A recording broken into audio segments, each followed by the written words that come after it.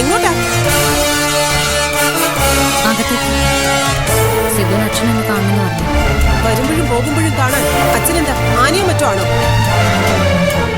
എന്താ അമ്മയുടെ പ്രശ്നം? ജോലിയെന്നും പറഞ്ഞ് ഇതുവരെ നീ എവിടെ വേണമെങ്കിലും കറങ്ങി നടന്നോ? ഈ വീട്ടില് നിന്റെ അഭ്യാസം ഒന്നും ഇറക്കാണ്ടിരുന്നാ മതി. ഞാൻ എന്താ അഭ്യാസം ഇറക്കിയത്? എടി, കെട്ടുപ്രായം എത്തിയിരിക്കുന്ന ഒരു പെൺകുട്ടിയുണ്ട് ഈ വീട്ടില്. അവള് വഴിതെറ്റി പോവരുതെന്ന് നല്ല നിർബന്ധമുണ്ട് എനിക്ക്. നിന്നെ കണ്ടുപിടിച്ചാലേ അവളുടെ ജീവിതം നശിച്ചു പോകുന്നത്. മരിച്ച ഭർത്താവ് അണിയിച്ച താലി ഇട്ടുകൊണ്ടാ ഞാൻ നടത്തുന്നത്. അതമ്മയ്ക്കറിയാലോ. ആ എന്നെക്കുറിച്ചാണ് അമ്മ ഈ അപവാദമൊക്കെ പറയുന്നത്.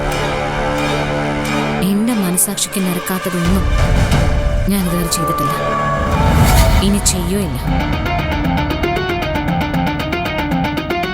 എന്നെ കണ്ട് ഒരാളും വഴിതെറ്റില്ല.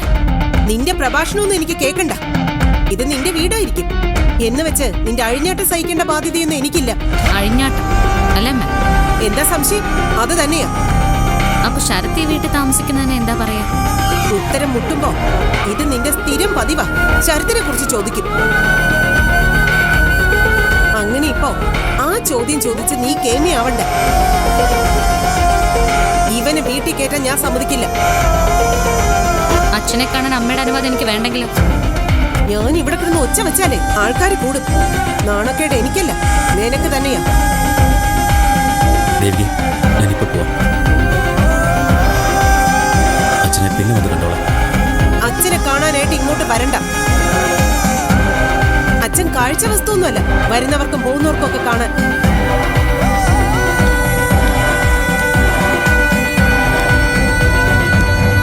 നിന്ന് സമയം കളയണ്ട, പോവാൻ നോക്ക്. വക്കീലെന്താ വന്ന കാലത്ത് തന്നെ നിൽക്കുന്നു? അകത്തേക്ക് കയറുന്നില്ലേ? ഇല്ല, ഞാൻ ഇവനെ അകത്തേക്ക് കയറ്റുന്നില്ല.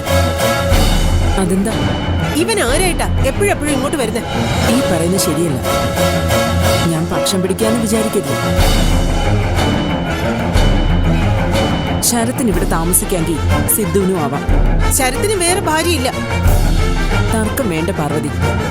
അകത്തേക്ക് വിളിച്ചിരുത്ത്. അതിഥികളോട് മോശമായി പെരുമാറാൻ പാടില്ല. പ്രഭാവതി ആവശ്യമില്ലാത്ത കാര്യത്തിൽ ഇടപെടണ്ട. ഞാൻ ഇടപെടും. എനിക്കതിനുള്ള അവകാശമുണ്ട്. പാർവതി ഒരു കാര്യം മനസ്സിലാക്കണം. എന്റെ മോനെ സഹിക്കേണ്ട ഗതികേട് പാർവതിക്കുണ്ടായിരിക്കും.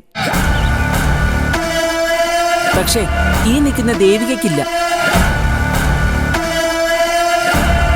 എന്നിട്ടും ശരത്തിനെ ഇവളിവിടെ താമസിപ്പിക്കുന്നില്ലേ? അത് വലിയൊരു മനസ്സുള്ളതുകൊണ്ടാ. ആ മനസ്സ് നമ്മളും കാണണം. വക്കീല് കേറിക്കും, ആരും ഒന്നും പറയില്ല. എന്താ ഞാൻ അച്ഛനെ കണ്ടോട്ടെ? ഞാനല്ലേ വക്കീലെ പറഞ്ഞത്. പാർവതിക്കും എന്റെ തന്നെ അഭിപ്രായം അല്ലേ പാർവതി?